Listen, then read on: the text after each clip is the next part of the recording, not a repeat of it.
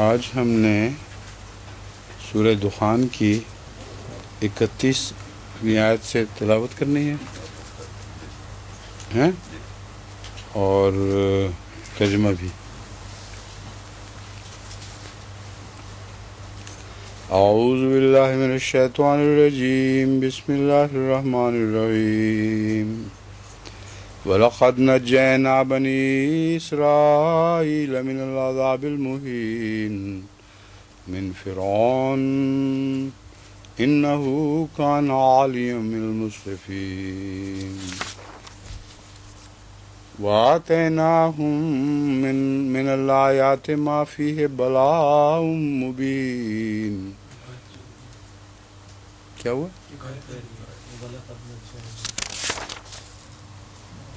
اچھا، اس کی آخر پہ سے تھی۔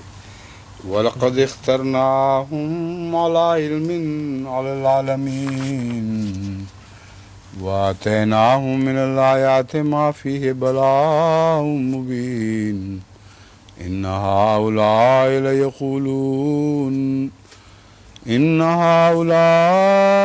لَيَقُولُونَ إِنْ هِيَ إِلَّا مَوْتَتُنَا الْأُولَىٰ وَمَا نَحْنُ بِمُنشَرِينَ فَأْتُوا بِآبَائِنَا إِن كُنتُمْ صَادِقِينَ أَهُمْ خَيْرٌ أَمْ قَوْمُ تُبَّعٍ وَالَّذِينَ مِن قَبْلِهِمْ أَهْلَكْنَاهُمْ إِنَّهُمْ كَانُوا مُجْرِمِينَ وَمَا خَلَقْنَا السَّمَاوَاتِ وَالْأَرْضَ وَمَا بَيْنَهُمَا لَاعِبِينَ مَا خَلَقْنَاهُمَا إِلَّا بِالْحَقِّ وَلَكِنَّ أَكْثَرَهُمْ لَا يَعْلَمُونَ إِنَّ يَوْمَ الْفَصْلِ مِيقَاتُهُمْ أَجْمَعِينَ إِلَّا يَوْمَ لَا يُغْنِي مَوْلًى عَن مَوْلًى شَيْئًا وَلَا هُمْ يُنصَرُونَ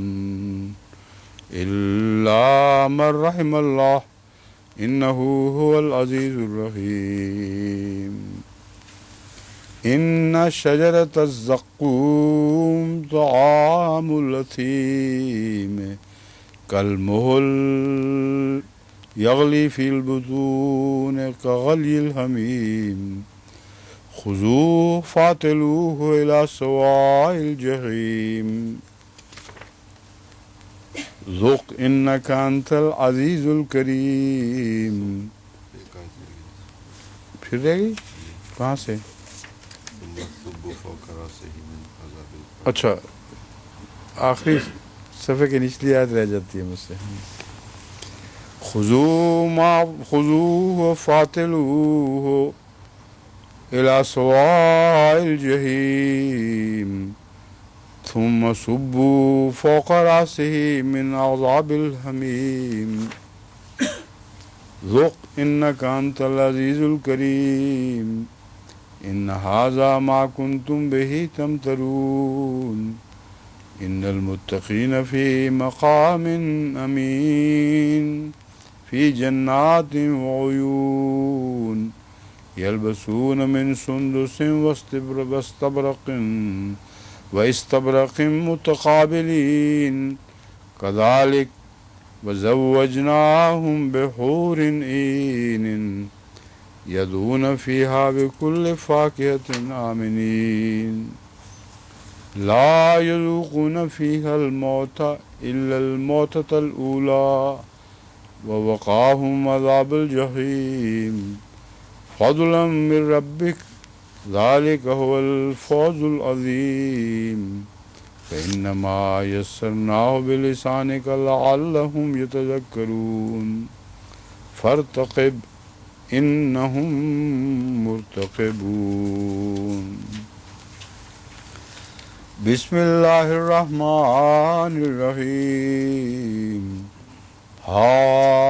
حامیم تنزیل الکتاب من اللہ العزیز الحکیم ان فی السماوات والارض لآیات للمؤمنین وفی خلقکم وما یبث فی من دابۃ آیات لقوم یوقنون واختلاف الليل والنهار وما أنزل الله من السماء من رزق فأحيا به الأرض بعد موتها وتصريف الرياح آيات لقوم يعقلون تلك آيات الله نتلوها عليك بالحق فبأي حديث بعد الله وآياته يؤمنون ويل لكل أفاك أثيم يسمع آيات الله تتلى عليه ثم يصر مستكبرا كأن لم يسمعها فبشره بعذاب أليم وإذا علم من آياتنا شيئا اتخذها هزوا أولئك لهم عذاب مهين من ورائهم جهنم ولا يغني عنهم ما كسبوا شيئا ولا ما اتخذوا من دون الله أولياء ولهم عذاب عظيم هذا هدى والذين كفروا بآيات ربهم لهم عذاب من رجز أليم.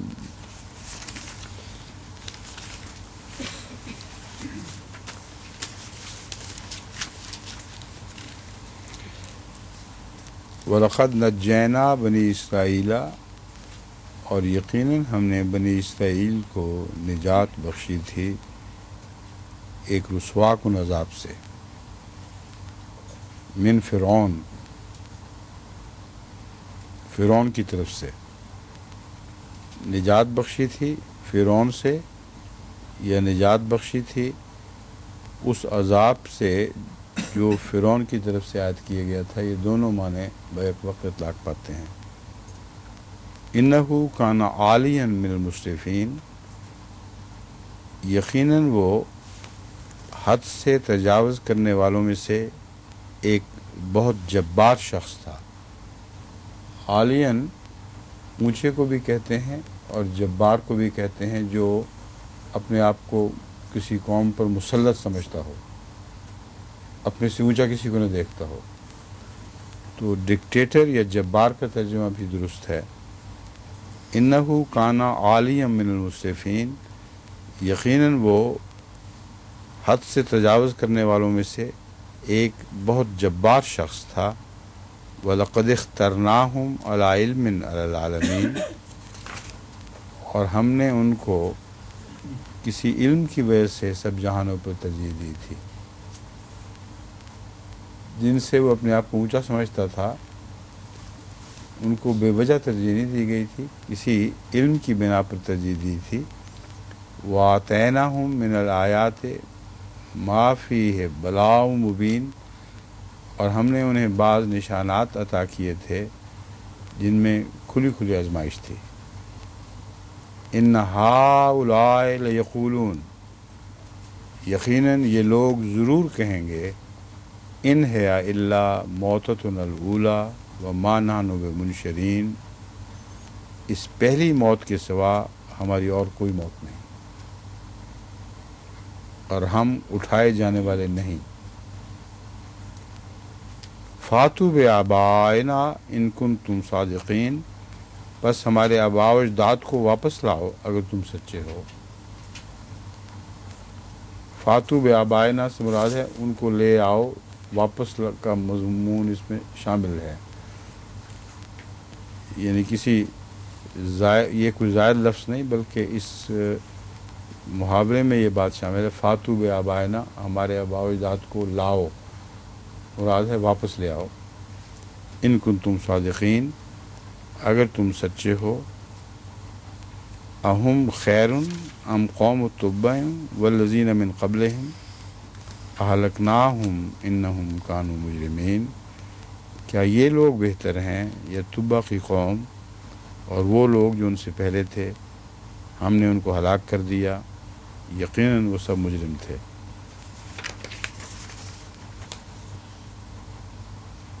ان آیات میں سے کچھ مزید غور طلب ہیں.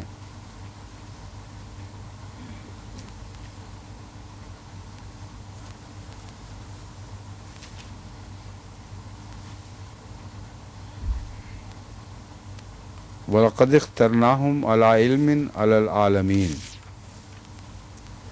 بنی اسرائیل کو جن کے اوپر فرعون اپنے آپ کو جبار بنائے بیٹھا تھا، ان کو ہم نے کسی علم کی بنا پر تمام جہانوں پر فضیلت بخشی تھی۔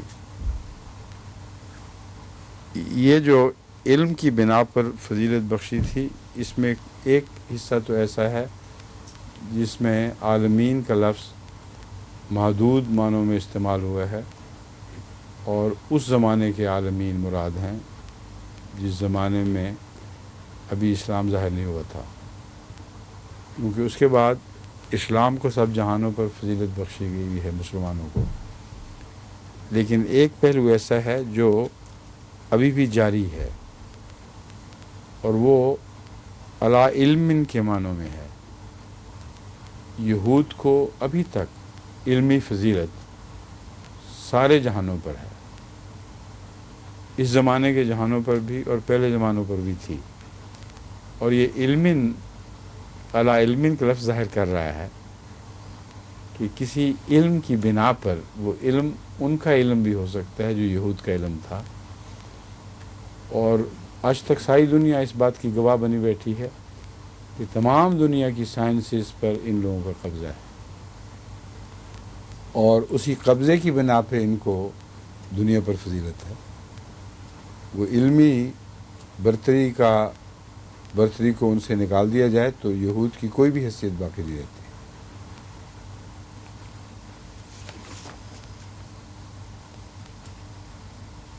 وَآتَيْنَاهُم مِّنَ الْآيَاتِ مَا فِيهِ بَلَاءٌ مُبِينٌ، اور ہم نے انہیں بعض نشانات عطا کیے جن میں کھلی کھلی آزمائش تھی۔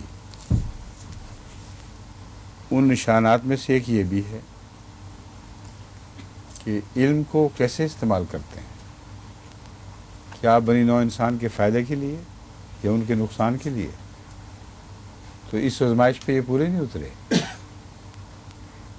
یعنی علم بھی دیا، برتری بھی دی، مگر آزمائش شرط تھی، اور ان سے کوئی ایسا سلوک نہیں کیا جو باقی لوگوں سے انصاف کے لحاظ سے برتر ہو۔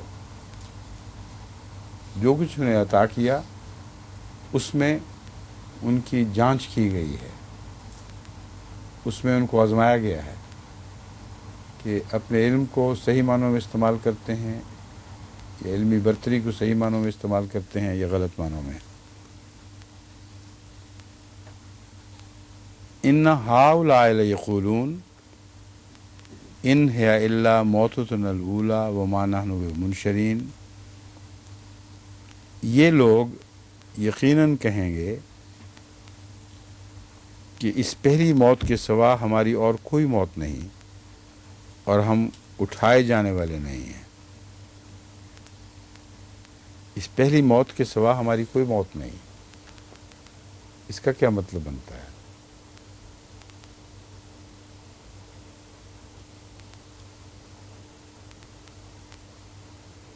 پہلی موت جو ہوگی وہ تو ظاہر ہے، اس کے سوا ہماری کوئی موت نہیں، اس سے کیا مراد ہے؟ ڈاکٹر صاحب، آپ موت و حیات کے اسپیشلسٹ بنے ہوئے ہیں بطور ڈاکٹر کے۔ ہاں جی، آپ بتائیں فائدہ میں کیا؟ زبان کی جو موت ہے وہ سمجھتے ہیں کہ نہیں ہے، لیکن ویسے جو مرنا ہے جسمانی لحاظ سے وہ پہلی موت سے مراد پھر کیا ہوگا؟ پہلے سوال یہ بنے گی نہیں بات۔ ڈاکٹر صاحب، ایک زندگی جو دی جاتی ہے انسان کو، اس سے پہلے ایک موت کا زمانہ ہوتا ہے ایک لحاظ سے، اور پھر وہ غالباً اس موت کی طرف اشارہ۔ اس موت کے سوا کوئی موت نہیں جس سے ہم زندہ کیے گئے تھے۔ موت تو ہے بعد میں۔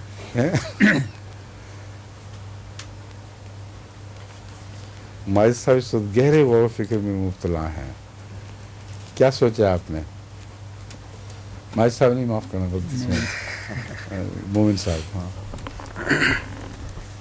مراد ایسے یعنی دوبارہ زندگی نہیں ملے گی، کیونکہ زندگی کے بعد موت تو ہے، تو مراد یہ ہے کہ ہم نے زندہ نہیں ہونا تاکہ پھر دوبارہ جو وہ موت تو ہے۔ ما نحن بمنشرین میں بیان ہو گیا۔ تو دوسرا پھر یہ ہو سکتا ہے کہ جو عذاب کی طریقے سے جو موت ملے گی، عذاب کی جو مار ملے گی، وہ ہمیں کوئی پوچھ گچھ نہیں بنتی ہوگی۔ نہیں بات۔ غور سے سنیں، ان ہے الا موتتنا الاولی، یہ ہماری، اس میں معنی جو مضمر ہے وہ یہ ہے، یہ ہماری پہلی اور آخری موت ہے۔ اس کے سوا اور کوئی موت نہیں کا مطلب ہے پہلی اور آخری موت ہے۔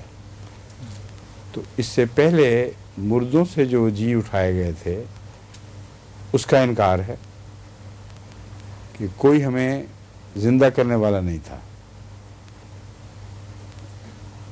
اور اگر پہلے کوئی زندہ کرنے والا نہیں تھا تو اب بھی کوئی زندہ کرنے والا نہیں ہوگا۔ یہی موت ہے جو کچھ بھی ہے، بس قصہ ختم۔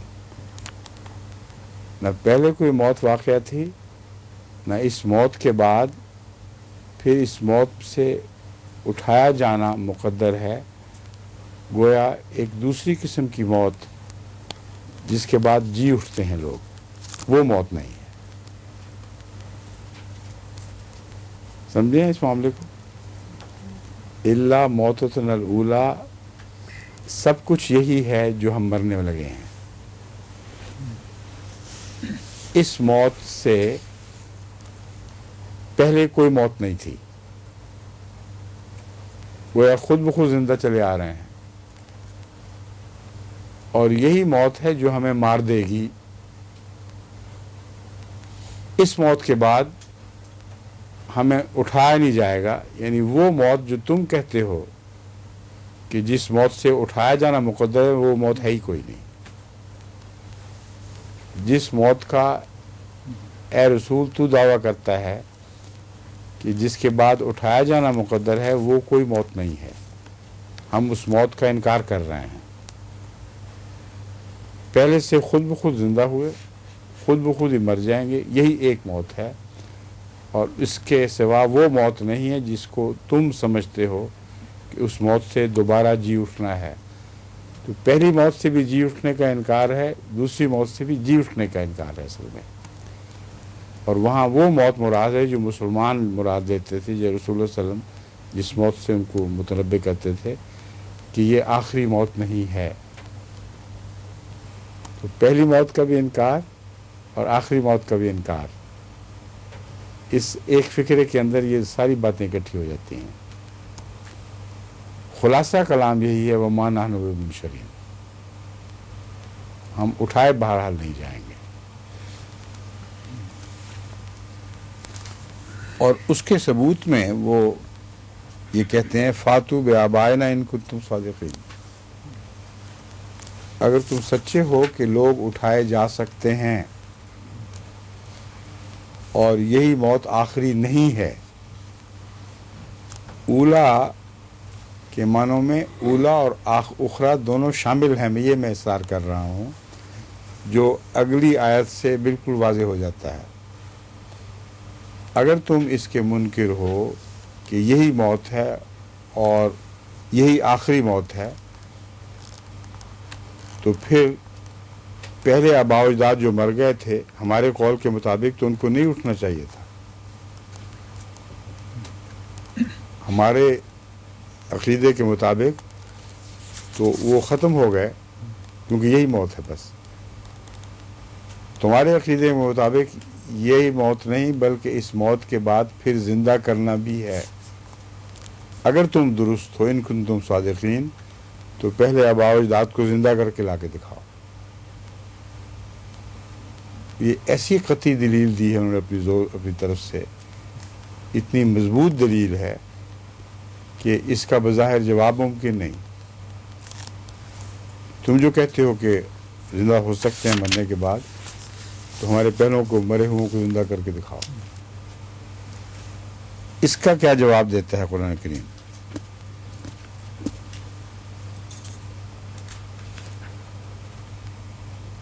یہ سوال ہے.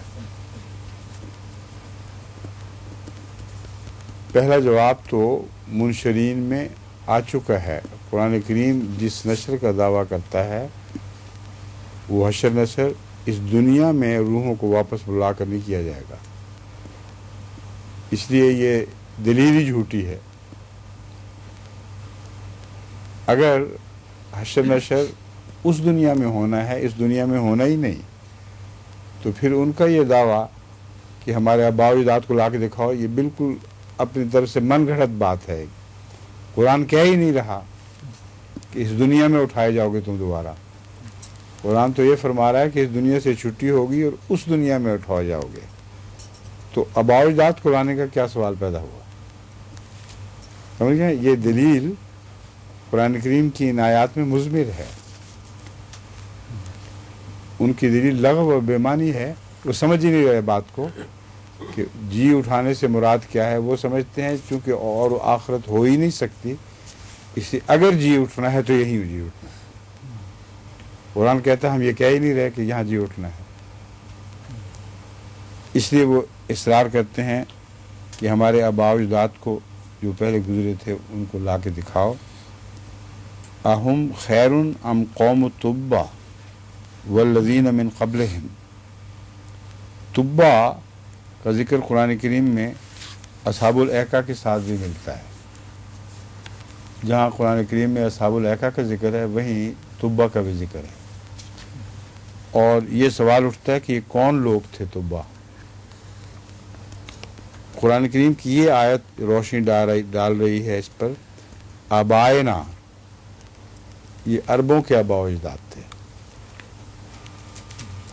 تبا وہ قوم تھی جو عربوں کی آباء و اجداد تھی. لیکن قرآن فرما رہا ہے کہ وہاں سے شروع نہیں ہوئے تم، اس سے پہلے بھی تھے. صرف تبا کی بحث نہیں ہے. تو تم اپنے آباء و اجداد کو واپس لانے کا جو مطالبہ کر رہے ہو تو اس سے پہلے بھی تو لوگ تھے. وہ کہاں چلے گئے؟ ان سب کو ہم نے ہلاک کر دیا. اور یہ قانون کہ جن کو ہم نے ہلاک کر دیا وہ واپس دنیا میں نہیں آئیں گے، یہ قرآن کریم کی دوسری آیت کھول کر بیان فرما رہی ہے. انہم الیہ لا یرجعون، کہ جو کوئی بھی ہلاک کر دیے جائیں وہ پھر کبھی دوبارہ اس دنیا کی طرف نہیں لوٹیں گے. تو وہ احمق بات کو سمجھ ہی نہیں رہے. وہ سمجھتے ہیں اس دنیا میں لوٹنے کے قصے چل رہے ہیں سارے، اور قرآن کریم اس دنیا میں لوٹنے کا کھلم کھلا انکار کر رہا ہے. ہرگز اس دنیا میں کوئی لوٹ کے واپس نہیں آئے گا. اگر آئے گا تو اس دنیا میں اس کا حشر نشر ہوگا جو بعد میں آنے والی ہے. اہلکناہم انہم کانوا مجرمین، اور وہ لوگ یقیناً وہ سب مجرم تھے. اب جن کو ہلاک کیا گیا ہے وہ سب مجرم تھے. اس میں ان کی روحانی ہلاکت بھی شامل ہو جاتی ہے. کچھ تو ہلاک ایسے ہیں جن کو دہر ہلاک کرتی ہے، زمانہ ان کو ہلاک کر دیتا ہے. ان میں نیک بھی ہوتے ہیں، بد بھی ہوتے ہیں. مگر اللہ تعالیٰ ان کو متنبع فرما رہا ہے کہ تمہارے آباء و اجداد جن کو ہم نے ہلاک کیا تھا وہ مجرم تھے. اور مجرم کو ہلاک کرنے کا یہ مطلب نہیں ہے کہ اس کو جواب دہی سے چھٹی ہو گئی ہے،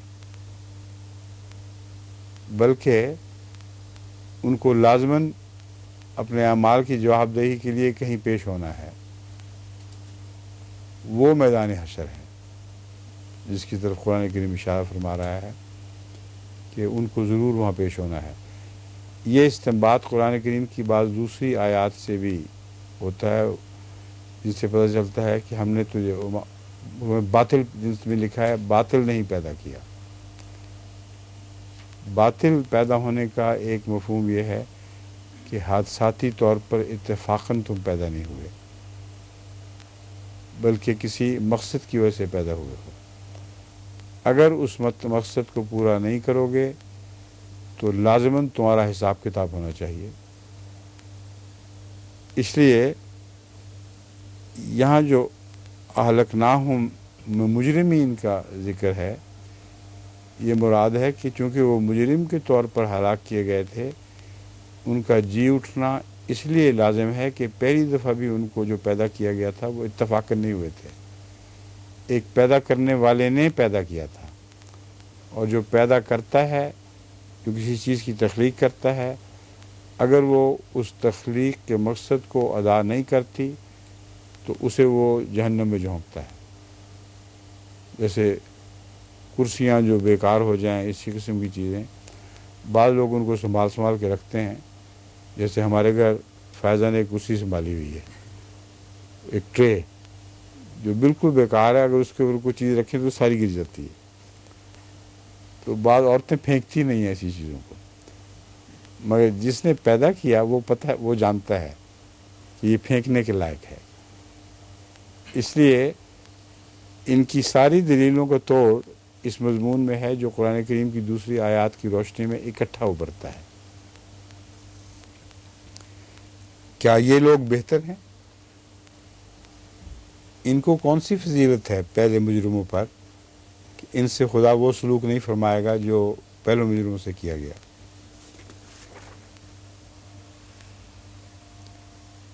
जो बात मैं बयान कर रहा था दूसरी आयत से साबित है, वो इस बाद में आने वाली आयत से भी साबित है। वमा खलक़ना समावात वल अर्दा वमा बैनहुमा लाइबीन, हमने ज़मीन और आसमान को और जो कुछ उसमें उनमें है उनको खेल तमाशे के तौर पर पैदा नहीं किया,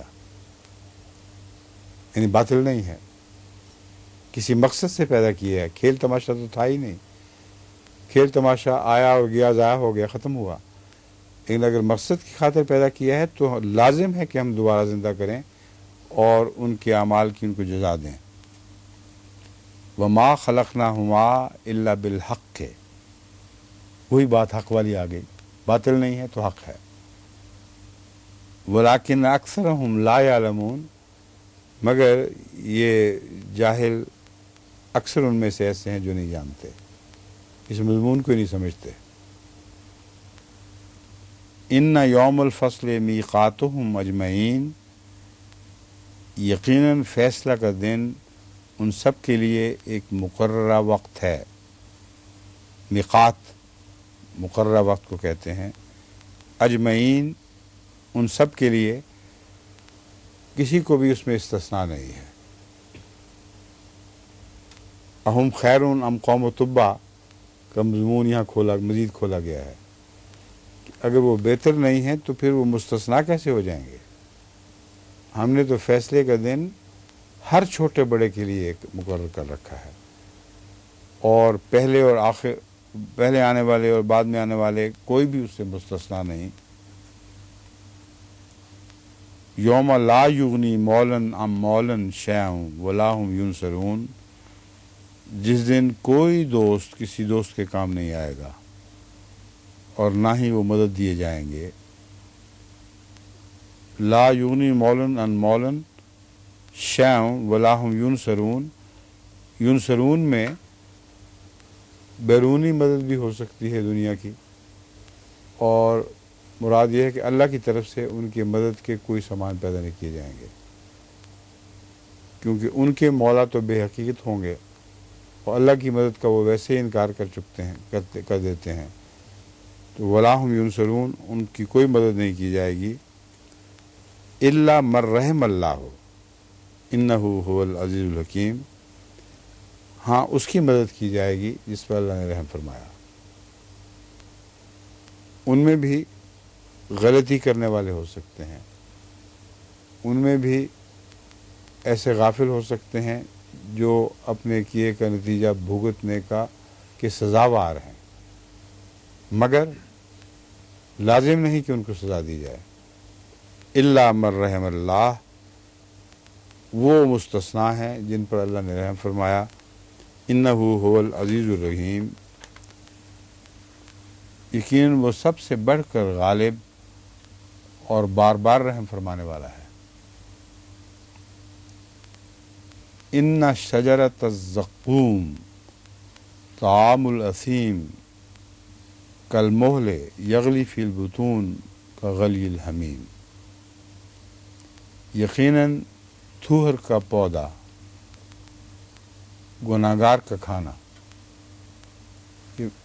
मुख्तलिफ आयात में वही लफ्ज़ बग़ैर किसी है हु के बग़ैर चल रहा है। यकीनन थूहर का पौधा, गुनाहगार का खाना पिघले हुए तांबा की तरह है, कल मोहले पिघले हुए तांबे की तरह है। यगली फिल बुतून, पेटों में खौलता है जैसे उबलता हुआ पानी खौल रहा हो। गलील हमीम, पेटों में खौलता है जैसे उबलता हुआ पानी खौल रहा हो।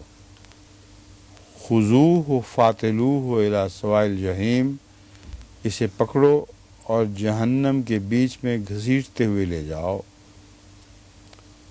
थुम्मा सुब्बू फौक़ रासिही मिन अज़ाबिल हमीम, फिर उसके सर पर कुछ जहन्नम का अज़ाब उंडेलो। यहाँ हमीम से मुराद जहन्नम है, क्योंकि पहले खौलते हुए पानी का मज़ा तो उनके पेट में खौल रहा है तो मिल चुका है उनको। सिर पर क्या उंडेलना है, फिर उसके सर पर कुछ जहन्नम का अज़ाब उंडेलो। घसीटते हुए जहाँ ले जाए जाएंगे वहाँ कुछ और अज़ाब भी उनके लिए मुक़द्दर है जो उनके सर पर उंडेला जाएगा। ये कहते हुए ये एक किस्म का तान है, मगर कुरान करीम से पता चलता है कि बाज़ दफ़ा जो लोग अपने आप को बड़ा समझते हैं उनको याद कराना ज़रूरी होता है कि तुम ये समझा करते थे अपने आप को। इन मानों में यहाँ तान जायज़ है। ज़ुक़ इन्नका अंतल अज़ीज़ुल करीम, चख तू बहुत बुज़ुर्ग और इज़्ज़त वाला है। ये तेरी बुज़ुर्गी है, ये तेरी इज़्ज़त है, तुझे ऐसे रुस्वाकुन अज़ाब में घसीटा जा रहा है। इन्ना हाज़ा मा कुन्तुम बिही तमतरून, ये है वो जिसके बारे में तुम शक किया करते थे। इन्नल मुत्तक़ीन फ़ी मक़ामिन अमीन, यकीनन मुत्तकी लोग पुरअमन मकाम में होंगे। फ़ी जन्नातिन व उयून, बागों और चश्मों में।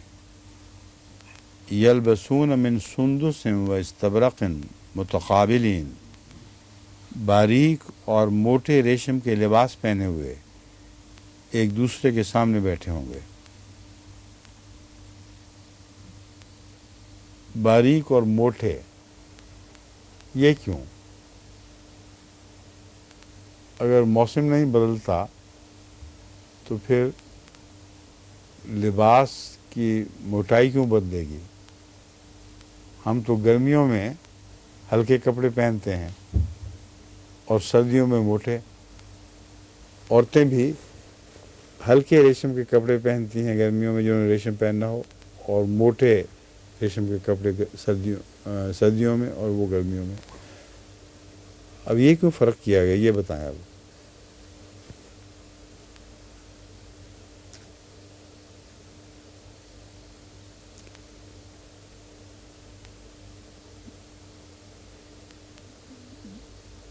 क्यों जनाब समरा बाजी साहिबा? अब गर्मियों सर्दियों के कपड़े एक मोटाई के रखती हैं या फ़र्क करती हैं? फ़र्क करते हैं ना। तो जन्नत में और यहाँ चश्मे होंगे, वहाँ ये क्यों फरमाया यलबसून मिन सुंदुसिन व इस्तबरक़िन मुतक़ाबिलीन, वो बारीक और मोटे रेशम के लिबास पहने हुए होंगे, एक दूसरे के सामने बैठे होंगे। डॉक्टर साहब गौर करें,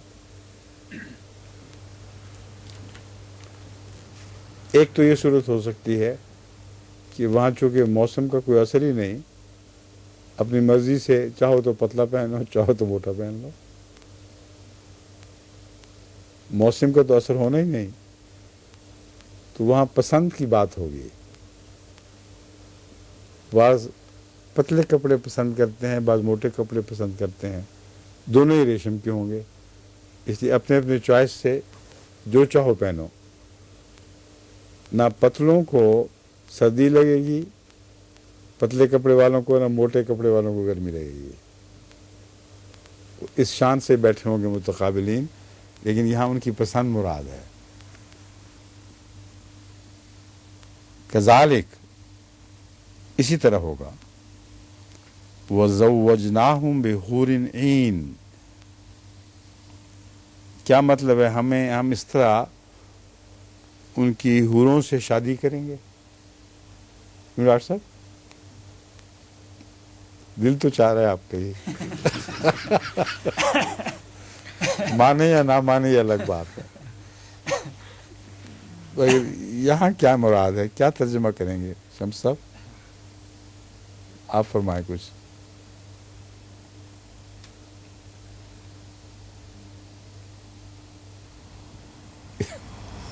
آپ کا بھی وہی ڈاکٹر صاحب والا حال ہے.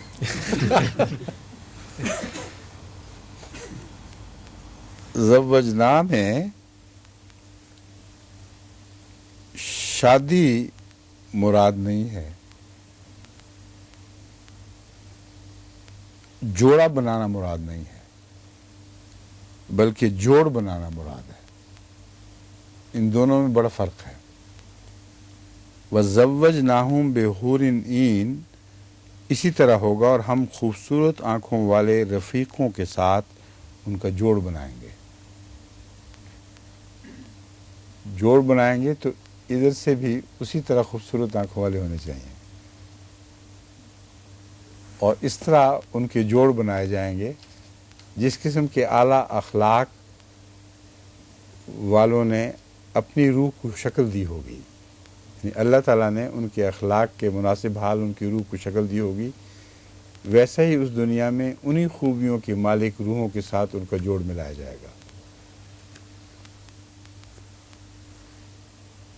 اسی طرح ہم خوبصورت آنکھوں والے رفیقوں کے ساتھ ان کا جوڑ بنائیں گے. یدعون فیہا بکل فاکہۃ آمنین، وہ اس میں ہر قسم کے پھل کا مطالبہ کریں گے، آمنین، امن کے ساتھ رہتے ہوئے. اب اس سے پہلے ایک فاکہین والی آیت گزری ہے جس سے یہ پتہ چلتا تھا کہ ہر میوہ ہر ایک کے لیے نہیں ہوگا. تو یہاں اس کے ساتھ تضاد ہے یا بغیر تضاد کے یہ بات دہرائی جا رہی ہے؟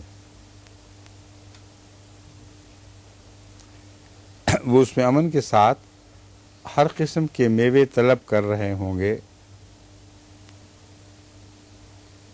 یدعون فیہا بکل فاکہۃ میں ان کا منشا شامل ہے. امن کے ساتھ وہ اپنی پسند کے میوے طلب کریں گے، یہ نہیں کہ ہر میوہ مانگی چلے جائیں گے، جو میوہ دیکھا کہ لاؤ یہ بھی دے دو، بلکہ اس میں ان کا مدعا مراد شامل ہے. یدعون فیہا میں ادعا کا معنی ہے. وہ جس چیز کا ادعا کرتے تھے وہی جنت میں مانگیں گے، اور ان کا ادعا ہر ایک کا الگ الگ ہوگا، اور اپنی مرضی کے ہر قسم کے پھل وہ امن کے ساتھ مانگیں گے. لا یذوقون فیہا الموت الا الموتۃ الاولی، ان کا بھی ایک موتۃ الاولی کا تصور تھا جو کفار تھے. انہی کے الفاظ میں اس کے صحیح معنی بیان کر دیے گئے ہیں کہ ٹھیک ہے پہلی موت ہی ہے، اور مومنوں کے لیے بھی وہی اسی قسم کی پہلی موت ہے، ان معنوں میں کہ پھر ان پر موت کوئی نہیں آئے گی، اور تم ہر سانس میں مرو گے اور موت کے تقاضے کرو گے. جیسا کہ قرآن کریم کی دوسری آیات سے یہ بات کھلے طور پر واضح فرمائی گئی ہے کہ وہ پکاریں گے کاش ہمیں ہمارا رب موت دے دے. تو یہ فرق ہے پہلی موت کا، تمہاری پہلی موت کا اور مومنوں کی پہلی موت کا. ان کی بھی وہ ایک ہی موت ہوگی. لا یذوقون فیہا الموت الا الموتۃ الاولی वक़ाहुम अज़ाबुल जहीम, और अल्लाह उन्हें जहन्नम के अज़ाब से बचाएगा। फ़ज़लम मिन रब्बिक, ये बचाना तेरे रब के फ़ज़ल की तरफ पे होगा। ये वही फ़ज़ल है जिसके मतलब रसूलुल्लाह सल्लल्लाहु अलैहि वसल्लम फरमाया करते थे, ज़ालिका हुवल फ़ौज़ुल अज़ीम, यकीनन वो एक बहुत ही बड़ी कामयाबी होगी। फ़ज़लम मिन रब्बिका से मुराद एक ये भी है कि ये तेरे रब का फ़ज़ल है जो तेरे मानने वालों पर ख़ुसूसियत से होगा, क्योंकि जिस फ़ज़ल का तू तक़ाज़ा किया करता था यही फ़ज़ल है जो तेरे ग़ुलामों पर भी किया जाएगा। रब्बों का, तेरा रब तेरे ग़ुलामों पर भी करेगा। ज़ालिका हुवल फ़ौज़ुल अज़ीम, जिस फ़ौज़ अज़ीम के वादे कुरान करीम में किए जाते रहे हैं, ज़ालिका ये वो फ़ौज़ अज़ीम है। फ़इन्नमा यस्सरनाहु बिलिसानिका लअल्लहुम यतज़क्करून, बस यकीनन हमने उसे तेरी ज़बान पर सहल कर दिया है ताकि वो नसीहत पकड़े। यस्सरल कुरान जो है ना, ये माने हैं कि कुरान करीम को हमने तेरी ज़ुबान पर सहल कर दिया है। इसके कुछ ऐसे माने हैं जो बिल्कुल वाज़े और खुले खुले हैं, जिन पर अमल करना भी आसान है और उनको समझना भी आसान है। बस ये जो आमतुन नास का दीन पर अमल है, वो ज़्यादा गहराई में ना भी चाहें तो वही उनके लिए काफ़ी है, और जो ज़्यादा गहराई में भी जाएं उनके लिए भी रसूलुल्लाह सल्लल्लाहु अलैहि वसल्लम का यही हुक्म है कि तुम अल्लाह ताला को थका नहीं सकते, इसलिए कोशिश ही ना करो।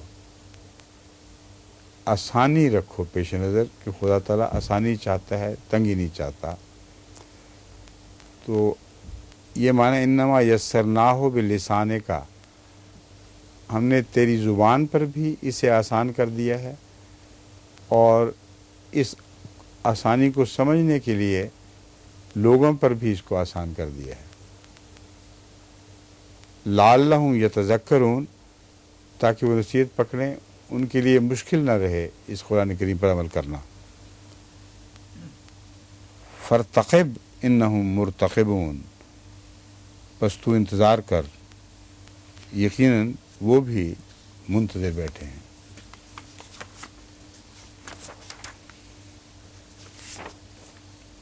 सूरह अल-जासिया। बिस्मिल्लाहिर्रहमानिर्रहीम, अल्लाह के नाम के साथ जो बेहद रहम करने वाला, बिन मांगे देने वाला और बार बार रहम करने वाला है। हमीद और मजीद है। इस किताब का उतारा जाना सबसे बढ़कर गालिब और हकीम खुदा की तरफ से है। तंज़ीलुल किताब मिनल्लाहिल अज़ीज़िल हकीम, इस किताब का उतारा जाना सबसे बढ़कर गालिब और हकीम खुदा की तरफ से है। यकीनन आसमानों में इन्न फ़िस समावाति वल अर्दि लायातिल लिल मोमिनीन, यकीनन आसमानों में और ज़मीन में मोमिनों के लिए बकसरत निशानात हैं। लायातिन में नकरे के मानों में बकसरत के माने भी आ जाते हैं और बड़े बड़े निशानात के माने भी शामिल हैं। तो आसमानों और ज़मीन में मोमिनों के लिए बकसरत निशानात भी हैं और बहुत अज़ीमुश्शान निशानात भी हैं। वफ़ी ख़ल्क़िकुम वमा यबस्सु मिन दाब्बतिन आयातुल लिक़ौमिन युक़िनून, और तुम्हारी पैदाइश में तुम्हारी पैदाइश में और जो कुछ वो चलने फिरने वाले जानवरों में से फैलाता है, यकीन करने वाली कौम के लिए अजीम निशानात हैं। तुम्हारी पैदाइश में भी निशानात हैं और जो दाब्बा में से उसने फैला दिया है, यानी वो जानवर जो ज़मीन के साथ चिमट कर चलते हैं या छलांग भी लगाते हैं तो फिर वापस ज़मीन पर आते हैं, जिनको उड़ने की या तैरने की ताकत ना हो उनको दाब्बा कहा जाता है। تو تمہاری تخلیق میں، تمہاری پیدائش میں، اور جو بھی دابہ خدا تعالیٰ نے پھیلائے ہیں ان میں بہت سے نشانات ہیں یقین کرنے والی قوم کے لیے، عظیم نشانات ہیں اور بہت نشانات ہیں، دونوں باتیں بیک وقت اطلاق پاتی ہیں۔ واختلاف اللیل والنہار وما انزل اللہ من السماء من رزق فاحیا بہ الارض بعد موتها وتصریف الریاح آیات لقوم یعقلون، اور رات اور دن کے عدل بدلنے میں، اور اس بات میں کہ اللہ تعالیٰ آسمان سے ایک رزق اتارتا ہے اور اس کے ذریعے زمین کو اس کی موت کے بعد زندہ کر دیتا ہے، اور ہواؤں کے رخ پلٹ پلٹ کر چلنے میں عقل کرنے والی قوم کے لیے بڑے نشانات ہیں۔ اب یہاں زندگی کا مفہوم، موت کے بعد زندگی کا مفہوم پھر اٹھا دیا گیا ہے، لیکن ایک اور معنی میں، یعنی صرف تمہیں اپنی ظاہری زندگی، مرنے کے بعد اپنی ظاہری زندگی کی فکر ہے، اور اسی مضمون کو تم سمجھتے ہو، تبھی آباء و اجداد کو واپس لانے کی باتیں کرتے ہو، مگر اللہ تعالیٰ روحانی مردگی کے بعد بھی زندہ کیا کرتا ہے۔ جن قوموں پر روحانی طور پر موت آ چکی ہو ان کو بھی از سر نو پھر اٹھا دیتا ہے۔ اس کی مثال ایسی ہے جیسے خشک زمین جو پانی سے عاری ہو چکی ہو، وہ ایک مردہ زمین کی طرح ہوتی ہے، کوئی بیج، کوئی بھی ایسی جڑ دکھائی نہیں دیتی جس نے دوبارہ پھوٹنا ہو، بالکل چٹیل میدان، بلکہ ریگستان بھی، اس میں کچھ بھی دکھائی نہیں دیتا، آسمان سے رزق اتارتا ہے۔ تو پانی کو رزق فرمایا گیا ہے، جو اترتا ہے تو رزق میں تبدیل ہو جاتا ہے۔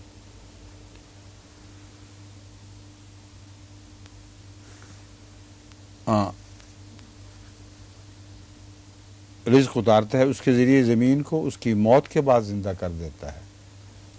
تو جو خدا زمین کو اس کی موت کے بعد زندہ کر دیتا ہے، وہ روحانی طور پر بھی قوموں کی مردنی کے بعد ان کی زندگی کے سامان ضرور پیدا کرتا ہے،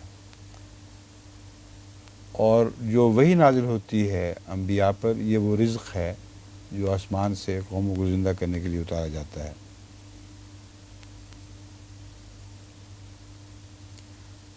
وتصریف الریاح آیات لقوم یعقلون، اور ہواؤں کے رخ پلٹ پلٹ کر چلنے میں، یہاں اس مضمون کو بظاہر مکمل کر دیا گیا، پھر اس کے بعد تصریف الریاح کا کیا ذکر فرمایا گیا ہے؟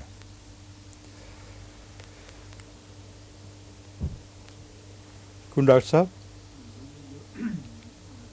پانی اترتا ہے، اس میں ہواؤں کا عمل دخل بہت ضروری ہے، اس وجہ سے تصریف الریاح کا کیا مطلب ہے؟ عدل بدل کر چلنے میں رزق کو ادھر ادھر لے جانے کے لیے ہواؤں کی ضرورت ہے، سمندر میں خصوصاً۔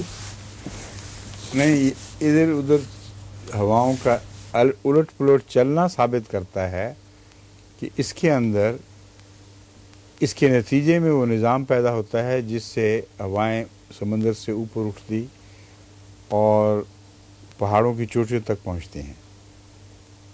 اگر ہواؤں کے عدلنے بدلنے کا نظام نہ ہوتا، یعنی گرمیوں سے سردیوں کی طرف، سردیوں سے گرمی کی طرف ہواؤں کی حرکت میں تبدیلی نہ ہوتی، تو وہ بات بھی ناممکن ہوتی کہ سمندر سے ہوائیں اٹھتیں اور خلا پر کرنے کے لیے پہاڑوں کی چوٹیوں پر جا کے برستی۔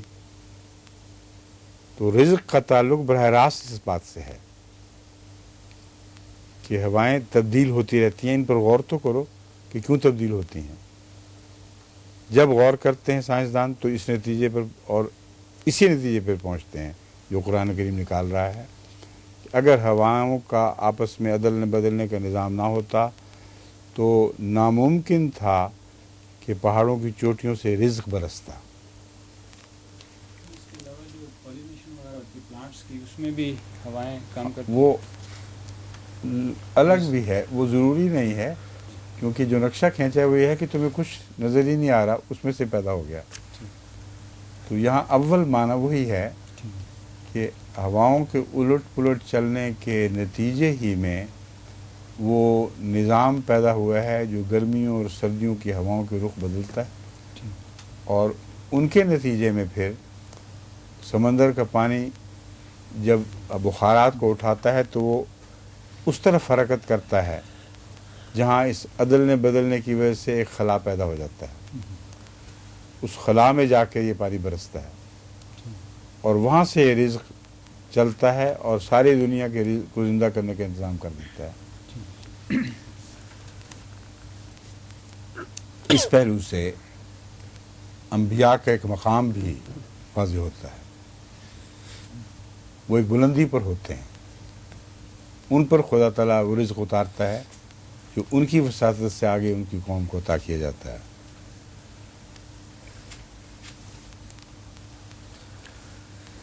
تل کا آیات اللہ نتلوہ علیک بالحق، یہ اللہ کی آیات ہیں جو ہم تیرے سامنے حق کے ساتھ پڑھ کر سناتے ہیں. بس اللہ اور اس کی آیات کے بعد پھر اور کس بات پر وہ ایمان لائیں گے؟ ڈاکٹر صاحب،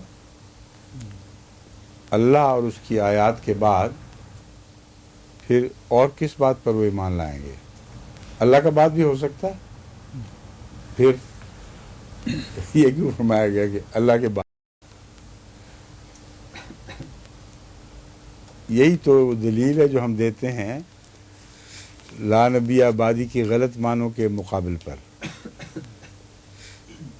حضرت صلی اللہ علیہ وآلہ وسلم کا یہ فرمانا کہ لا نبی آبادی یہ مخالفت کا بعد ہے،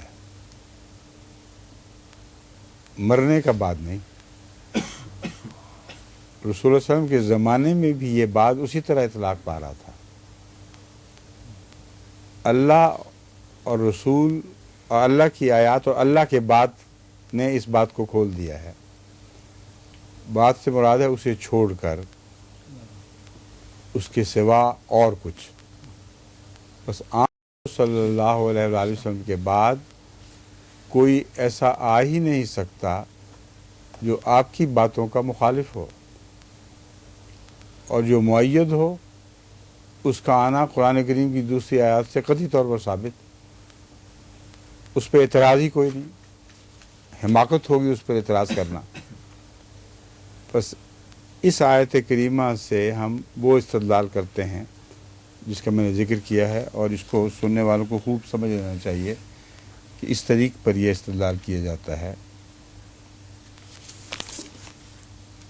ویل لکل افاک نثیم،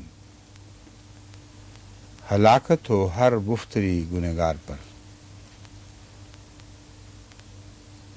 یسمع آیات اللہ تتلی علیہ ثم یصر مستکبرا کأن لم یسمعها فبشرہ بعذاب علیم.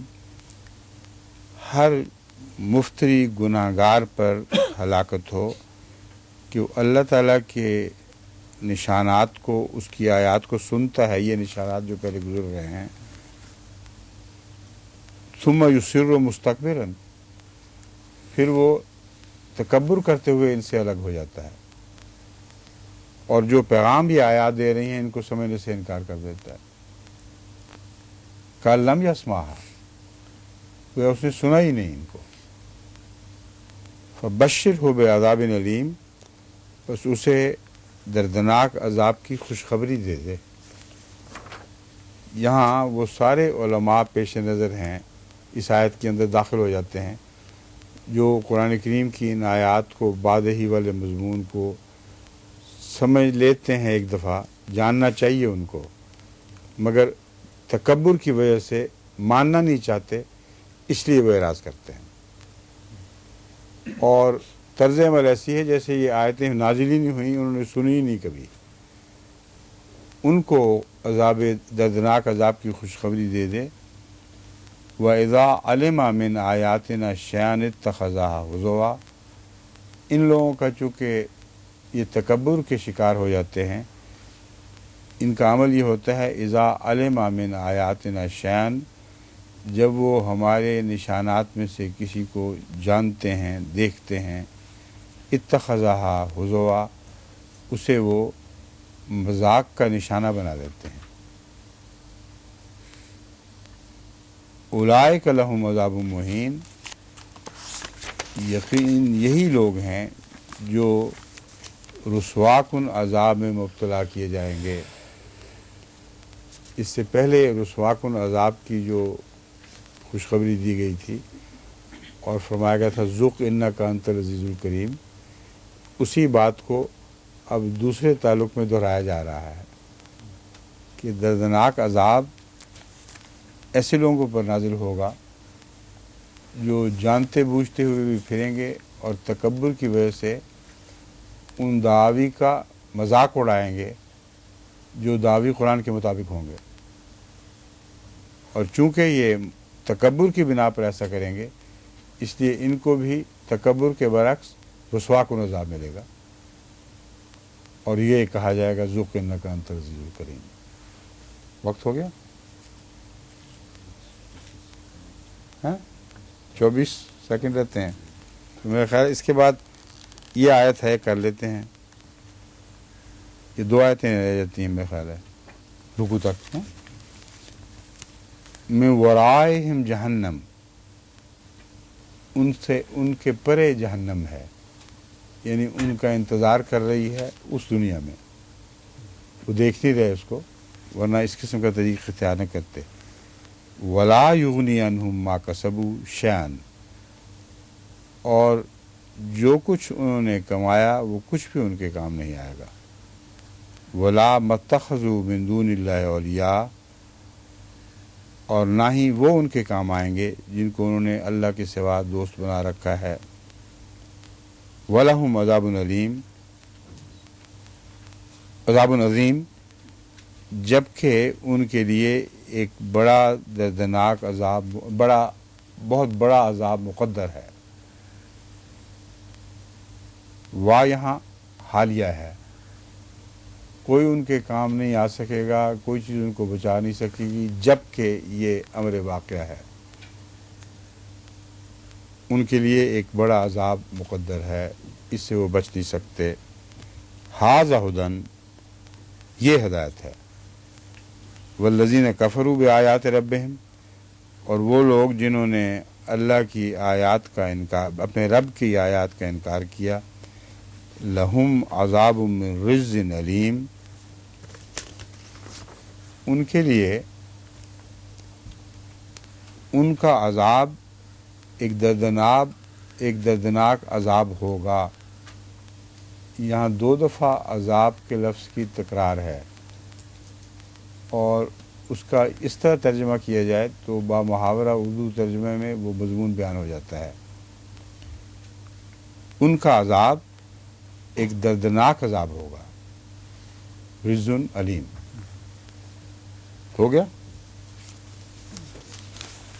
اب اس کے بعد نشان ڈال لیں۔ تلاوت آگے تک ہوئی تھی، ہیں یہ تک ہے پورا وقت ہے، ماشاء اللہ سے۔